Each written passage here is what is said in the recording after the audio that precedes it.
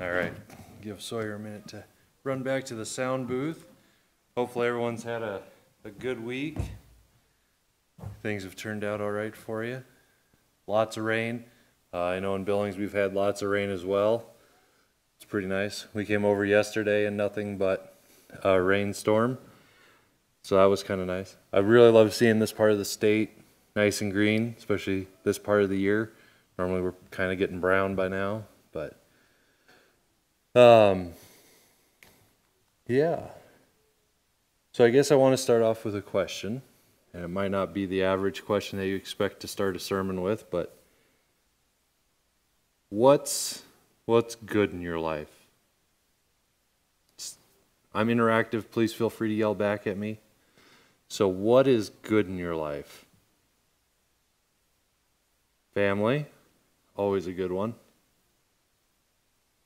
Anyone else? I promise I don't bite.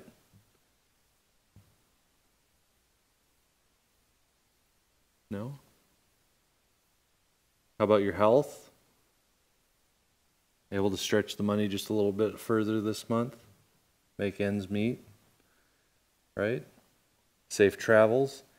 I know we have a guest with us from Idaho. It's always a blessing to have people traveling through and stop in and join in. Yeah, I mean, focusing on what's good in your life can be very helpful. Changes perspective, maybe changes attitude a little bit about this thing we call life. I've really thought about lately relationships, what makes them good, what makes them better. And for a long time, I've had a relationship that I really wanted to heal. And if he's watching, hello to my dad. It's been a long time. In fact, it's been since I was a little kid. I don't even remember it.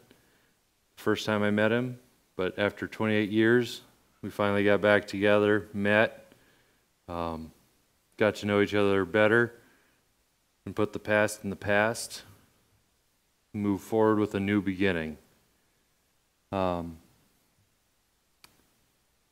We need to be willing to look beyond our past, beyond the outer shell of what we see, because it's not what's on the outside that always matters. It's what's on the inside. And when I was in a different church in a different state, just south of here, and we used to ask the question, how would you feel if a hell's angel walked in one morning? Out of the blue. Would you be scared? Would you be nervous? Would you welcome them with open arms? And it shouldn't matter who that person is. We should always be welcoming. You can be nervous, you can be scared on the inside, but be welcoming. They might be the nicest person you've ever met. And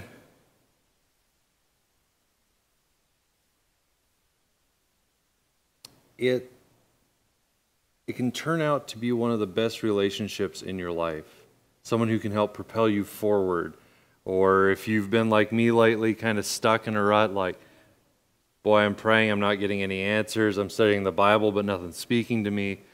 That person might say or do something that makes something click, and everything starts to move forward again. So be willing to look beyond what just your eyes can see. And before we dive into the rest of the sermon, have a quick prayer, and then we'll dive into the meat of this. Jesus, thank you for this time together. Thank you for bringing us all safely here to Sabbath, to be with each other, but most importantly, to be here with you. Hopefully learn something more about you, to get to know you better. I pray that as this sermon goes, that these are not my words, but yours. Let this all be about you, for your honor, your glory, and your kingdom. Please bless us Help us to stay focused on you and to know you better. In your holy name I pray. Amen. All right, so relationships. We all have them. We all interact differently through them. But how can we have relationships that really go deeper? Those really trusting, friendly relationships where you can call your best friend in the middle of the night, say, hey, I've got a flat tire, I'm 30 miles from town, and they come get you. Guilty. Is there something that we can draw upon to make those relationships happen? Well, I think the foundation for that lies in how did Christ interact with people as he was out and about doing his ministry? Hi, Seamus. My son's very vocal right now. He's very talkative. When we're out in public, he's very friendly. He'll just walk up to a stranger, put his hands on their knees and be like, hi. It's impressive to me. Like he has no fear of meeting people. He really doesn't. Walk by, hi. Walk away, bye. Like, wow. And everyone in every instance that I've noticed stops and says hi or bye with a smile. Interesting that a child can turn a frown upside down with one word. It fits in. When Jesus met people and when he interacted with people, he was very engaging. He cared. I would guess, probably within 30 seconds to 2 or 3 minutes, he knew the entire life story. Some instances, because of his divinity, he definitely knew it because he, divine inspiration from the Father, the Holy Spirit. But let's take, for instance, the Samaritan at the well, which can be found in John chapter 4. If you have a Bible, please open it. We're going to do some flipping of the pages. If you don't have a paper Bible or a hard Bible in front of you, I encourage you to pull out your phone, look at it on there. If you don't have a Bible app on your phone, highly encourage you to do that, because I know we all have one. Some of us have smartphones, some of us have the old school phones, but you should always have a Bible with you, and that's one quick, easy way, lightweight way to have one. So, John chapter 4 is the story of the Samaritan woman at the well. This is a woman lied to, beaten up, inside, outside. She's had a hard life. Honey, I love you. Just hold on. We'll get married one day. Sorry, honey, I'm out. Peace. Can't do this anymore. Next guy, same story, over and over. Cycle of just wrong after wrong. And it was so bad, she was disliked so much by her fellow citizens in her town that she went to get water at a different time of day than the rest. Well, one day she goes down, there's this strange man just sitting there. She's like, well, I really need water so my husband can get ready for the day and supper can be ready tonight. Okay, I'll just get the water, but I'm not going to look at him, I'm not going to talk to him. And she gets there and she throws her vessel down on a rope. And she looks up to kind of see what the guy's doing. And he says, "Did you give me to drink? Give me something to drink. I'm thirsty. It's a hot day. I'm parched. I really haven't had anything to drink for a while." And she's like, "How is it that you, a Jew," because Jews and Samaritans didn't get along at all. They were like the redheaded stepchild. Okay, they just always button heads. And sorry, I lost my place for a second. "How is it that you, being a Jew, ask a drink of me, for the Jews have no dealings with the Samaritans.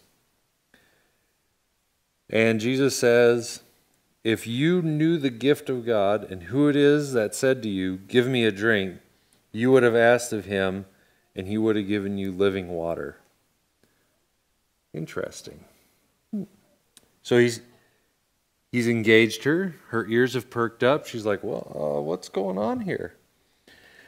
Sir, how do you plan to get the water out? I mean, I don't see a pail. I don't see a bucket, nothing. You got no rope to draw this water up. And are you greater than our father Jacob, who sunk this well and drank for himself, his children, and his cattle? And Jesus said, whoever drinks of this water will thirst again, but whoever drinks the water I give them will never thirst. But the water that I give will be a well inside of them, springing up to everlasting life. He officially has her attention hooked, and she's like, oh, I need this. I don't have to come down the hill anymore to get water. I can just one pail and done.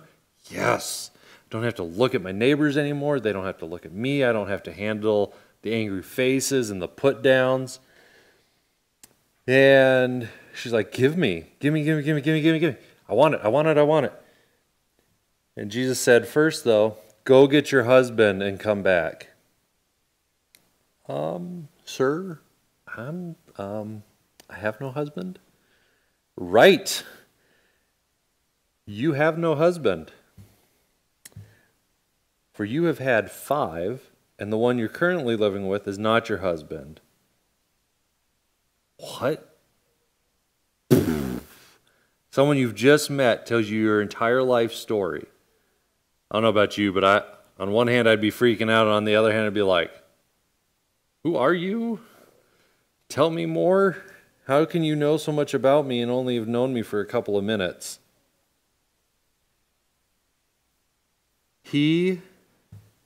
Jesus went out of his way to know her. He didn't say, you've had 5 husbands, shame on you, but I want you to go get the guy you're living with right now and come back. None of that. I mean, I don't know about your Bible, but mine doesn't have your relationships suck, you're a terrible person. None of that's in there. It's go get the man that you're living with and come back. And she's like, I perceive you're a prophet. Our fathers worshiped this mountain and said one day the Messiah would come. And he says to her, believe me, the hour has come. And she goes running back up the hill, go get her boyfriend, who she's living with. And she's telling everyone she sees, there's this guy, he knows everything about me. Never met him before. She, through the interaction of Christ and her, without judgment, without anger, Christ instilled in her a need or a want to get to know him better. And she, in turn, because he spent the time to get to know her without judgment, went and brought an entire village back with her to meet this man.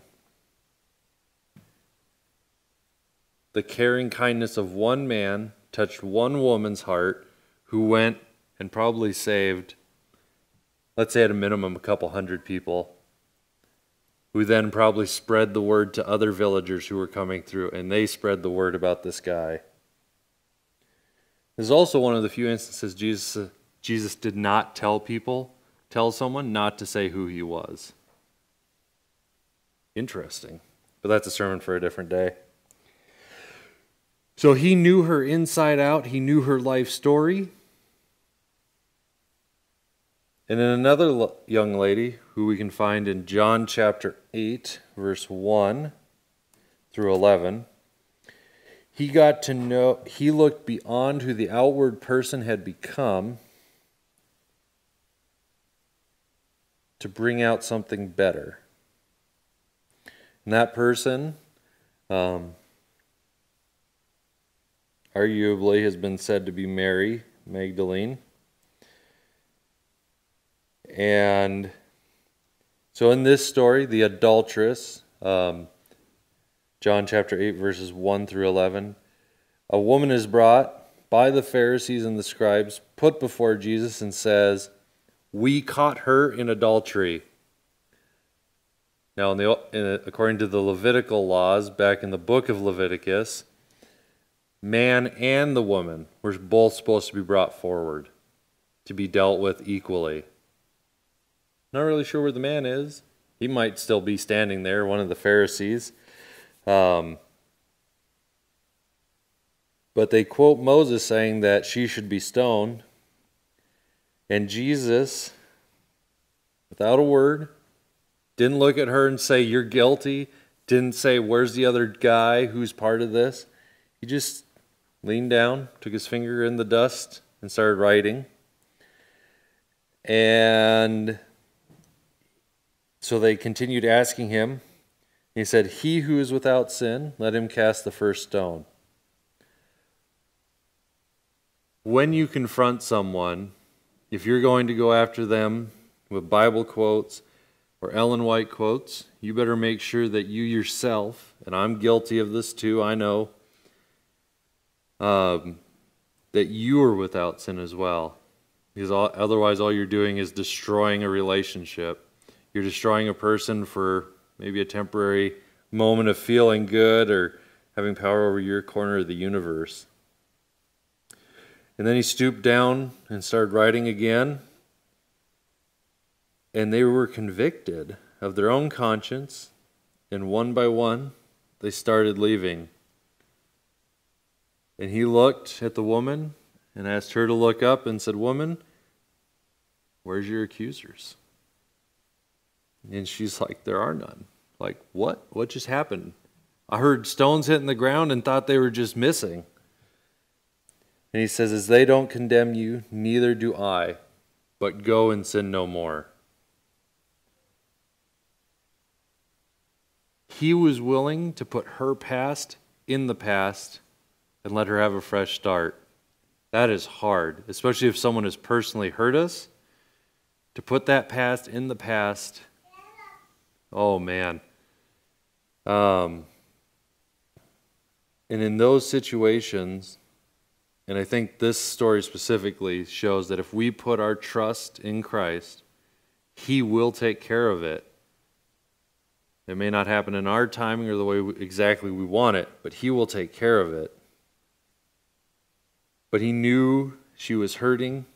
He cared. He spared her life. Now, do you think she went right away and started doing the same thing over and over again? I would guess probably not. Now, you can certainly slip up and go back to Christ by all means. If you slip up, ask for forgiveness. But He struck a chord in her, and I would guess she probably didn't go and sin again. She changed her attitude about life and started moving in a new direction because He cared about her. Another person He cared for can be found in Luke 8. Luke 8, 26 to 39. Okay, Luke 8, 26 to 39. Let me make sure I'm in the right spot. Now, I don't know about you, but a time or two I've had some pretty angry people get up in my face. I've worked in customer service. I've worked in a call center. And when you have done, if it is perceived that you have done an injustice against someone, people get pretty upset, up in your face, like, "Shelf over here said $8.99. Why are you charging me $24.99? That's not the right price." Excuse me. Or, "If you don't fix this, I'm going to sue you." I've heard that a couple times working in a call center. It's pretty intense. But that probably pales in comparison to what Jesus faced. When he arrives in Galilee in the area of Gadarenes, and there's this gentleman wrapped in chains, been beat up, living out in the tombs, living out in the country. No one cares about him. Everyone's scared about him. People run and hide everywhere. And when this gentleman comes out, being filled with devils, he cries out and falls down before Jesus, saying, "What have I to do with you, Jesus, thou Son of God, Most High? Don't, I beseech thee, torment me not." For he had commanded the unclean spirit to come out of the man. For oftentimes it had caught him, and he was kept bound with chains and in fetters, and he brake the bands and was driven of the devil into the wilderness. And Jesus stops and he says, "Young man, what is your name?" Although he's not talking to the man, he's talking to the demons inside. One voice comes out, or maybe several of the voices come out and say, "We are Legion." Because many devils were entered into the man, and they sought that he would not command them to go into the deep. But Jesus cast them out into some swine, and he freed the man from the bonds of his past. He got to know what was going on in the situation. He cared about the individual specifically. He knew the man, he called him out by name, and cared that this young man could maybe go and be something better than he was right now. He healed him, and although I don't see it recorded here, I would guess, there's a part of me that would guess, Jesus probably even prayed with him. Cared, prayed, healed, got to know him inside out, knew the life stories. Changed lives. Just few simple words every time when Jesus meets someone. You know, what's your name? How do I know you? Young lady, where's your accusers? You know, there's no condemnation here. Just go and sin no more. Loving, caring. As we talked about in Sabbath school this morning, love needs to be at the core of our relationships.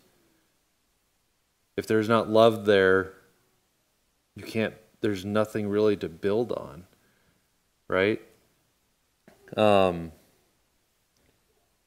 want to switch over to Hebrews 10. Hebrews 10. So the question becomes, how do we create relationships like Jesus did? Can we have or develop relationships with our fellow man like Jesus did? Arguably, we can. But at the core of that, two things have to be there. First, Jesus, and secondly, love. Okay? So Hebrews 10, 24 to 25, and it reads, "And let us consider one another to provoke unto love and to good works." Now, does the word provoke have a good connotation to it anymore? Or is it kind of a bad thing, like you provoked him and so there was a fight? Is that kind of what society's turned it into? Probably. I would argue that it has. But if you do it right, you can provoke someone into a loving, caring relationship. Verse 25, "Not forsaking the assembling of ourselves together, as the manner of some is, but exhorting one another, and so much the more as you see the day approaching." Now this is talking about when Jesus returns. But I heard a story on the radio the other day as I was driving around, that there was a gentleman on the East Coast who took 8 individuals under his wing and discipled them. He didn't just, here's the Bible, here's some Bible studies, go after it. He personally invested his time and energy. Hopefully I remember this right. I think it was 2 years, 8 people. Studied with them, got to know them as people. And at the end of 2 years, he sent them out to do Bible studies in the community, to do as he has taught them. In his book, How to Win Friends and Influence People, Dale Carnegie talks about how to have better relationships, how to get to know people better. Probably the best thing is the golden rule, beyond belief. Do unto others as you would have done unto you. So I've really stopped to think about that. Like, if I get short with Erin, if I get angry with Erin, do I want her to get angry with me over little things? And it's a work in progress. It really is. Like, we're all works in progress. But as soon as I realize what I have done, I try to swallow my pride and go to her and say, honey, I'm really sorry. I shouldn't have said that. I should have taken the 2 seconds, the 3 seconds, whatever, thought it through and considered the impact of what I was about to say. What would that have done to our relationship? Be present in the moment in the conversation. I have a mentor back in Billings who I've been talking with off and on for several weeks now, and we talked about if you want to really be present in the moment, one thing you can do, and it makes me giggle inside, the last word someone said to you in a sentence, or maybe something important in the sentence that stood out to you, you can turn back and be like, we'll say Paul, as he's writing to the Hebrews, and let us consider one another to provoke unto love and to good works. Okay, so provoking, what does that look like? It's not a yes-no answer. You've got to stop, think about it, look at the person and say, well, to me, provoking is maybe something negative where you're getting ready to get into a fight and you get your guard up. Okay, so what does love look like? Love looks like a mom taking care of her child when he's hungry. Love to me looks like a couple on their wedding day. Good works, what does that look like? Giving $5 to a homeless person who needs lunch, or taking that person to lunch. But you're engaged, you're sitting there, you're not worried about the world around you, you're focused right here. And unfortunately, for some, this has become the biggest distraction in the world. And I am wholeheartedly guilty that I could spend 4 or 5 hours and not realize that 1 minute has passed around me. And I haven't said hi, love you, nothing to my wife in that time. Sad. Be willing to put the phone and other distractions away, put them in a desk drawer, put them in another room, whatever you got to do to get them out of your sight. Just to be present in that moment. You want to see relationships change, be in the moment, be caring, be thoughtful. Try not to interrupt or be rude. In a conversation, we went to a marriage retreat, and I've heard this in a couple different contexts from other people as well. But when you're in a meeting or you're sitting with your spouse or someone you care about, the only thing that you're allowed to do is ask clarifying questions. So Erin comes to me one day and she said, man, I just went for this great run.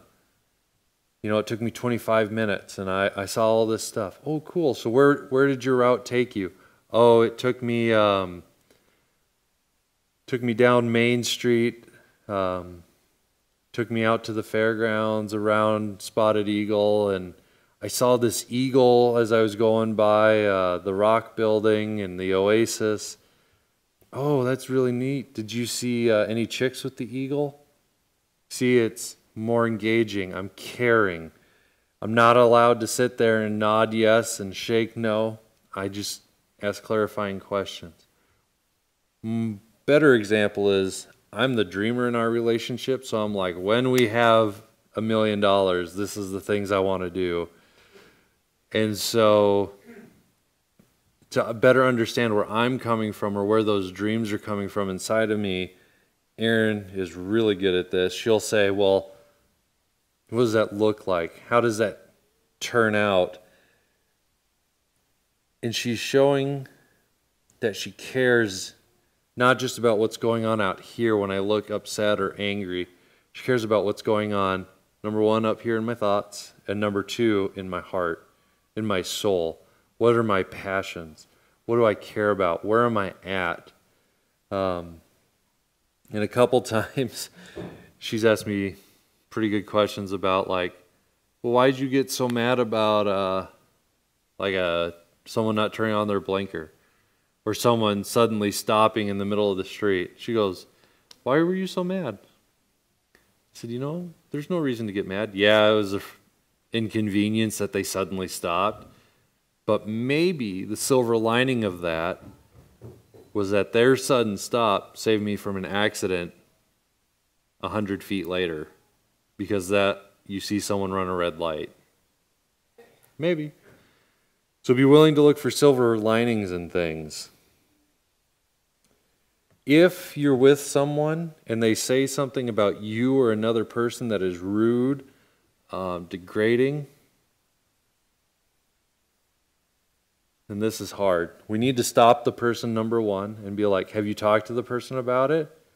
Well, no, I just need to vent. Well, that's great, but this is not the time to vent, and I'm not the person who can fix it. You need to go take care of it with that person. But if you're with a large group of people, you should take them aside privately and just say, hey man, heard what you said about this guy that you work with. No one in this group can handle that or take care of it, so you need to go take care of it. Now, if you need someone to help you take care of it, I will be more than willing to come with you and help you with that. It's a healing process, right? Oh, that person wronged me. Down with them. No, it's brother, sister, I said some pretty mean things. And I know, maybe a day's gone by or a week, a year, 10 years have gone by. But I said some things that were pretty mean, and I'm sorry. I should never have done that or said that. Please forgive me. Be sincere, like emphatically sincere. I am so sorry that I did that and it hurt you and it caused so much pain in your life. Please forgive me. Help me to know you better.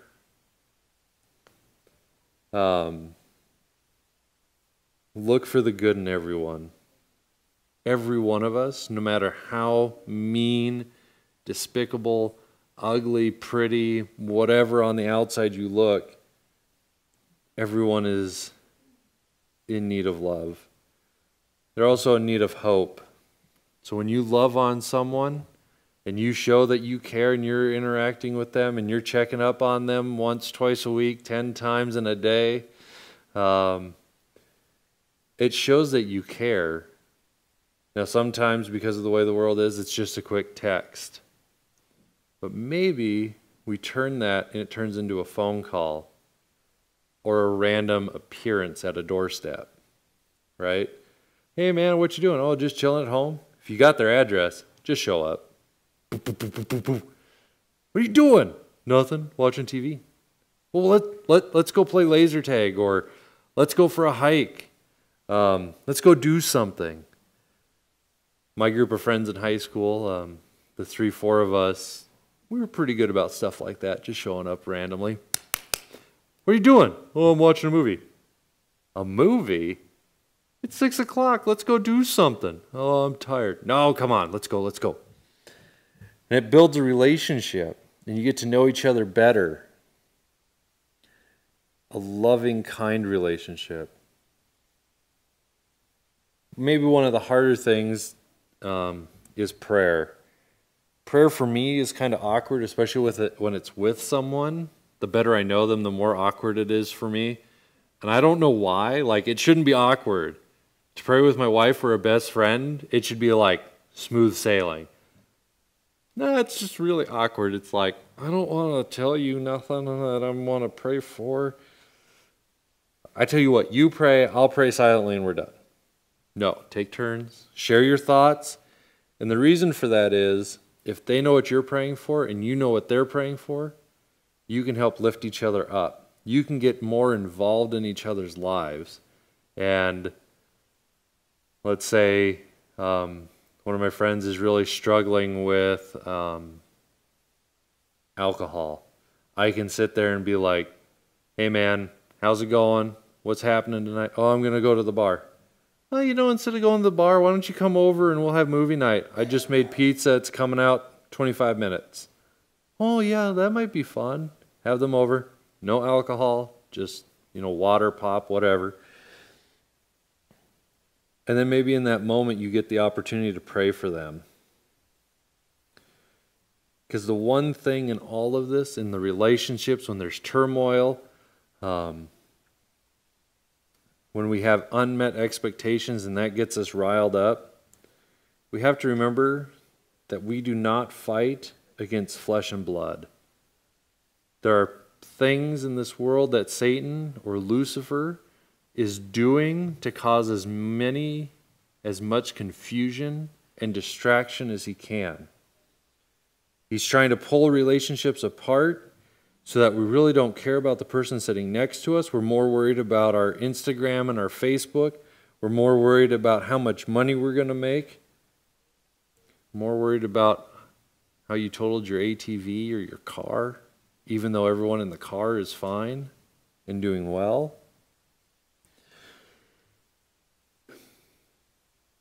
We should, and can do better at all of this.